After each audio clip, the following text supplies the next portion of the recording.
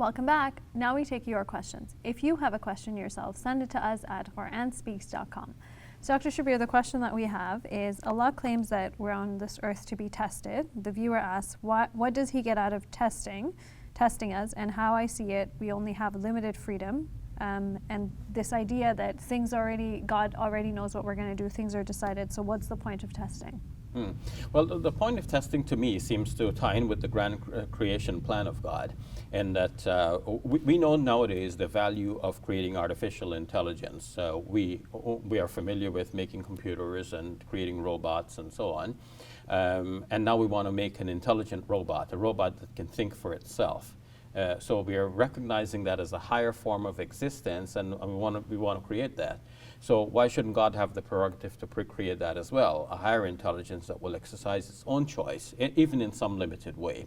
And that's precisely what God has done with human beings. He has created some controls and limitations, but within those limitations He's given us freedom and scope. It's almost like we leave an animal to graze within a field, but we cordon off the area to make sure the animal does not get away.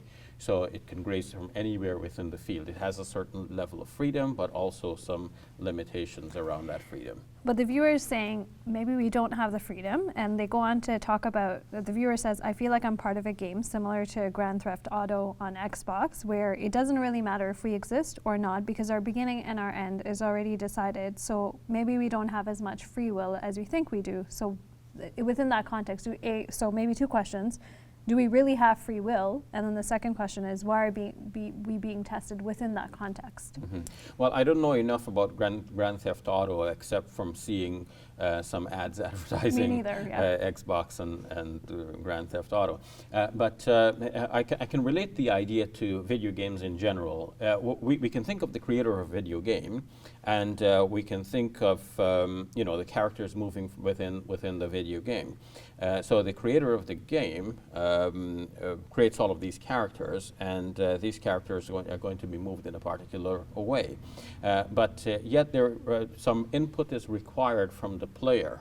So the player can play the game, and it's limited. The kinds of moves that the player can make are limited, but still the player has some input here. So if we are players in such a game of life, let's say, then, and we think of God as the creator of that game, well then God has left some openings for us to exercise our input and our choices, and still our choices are limited, but they do exist.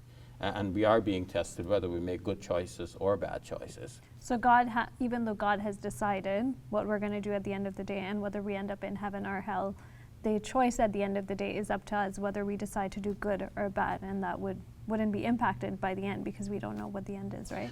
We should think of God's decisions as like the limitations around the freedom. So let's say in traditional Muslim language we would have said God has determined our rizq or sustenance. So let's say God has decided that you will have $1 million, okay? That would be nice. nice. That happen, exactly. But then He has left two avenues open. Either you can get that million through an honest means or through a dishonest means.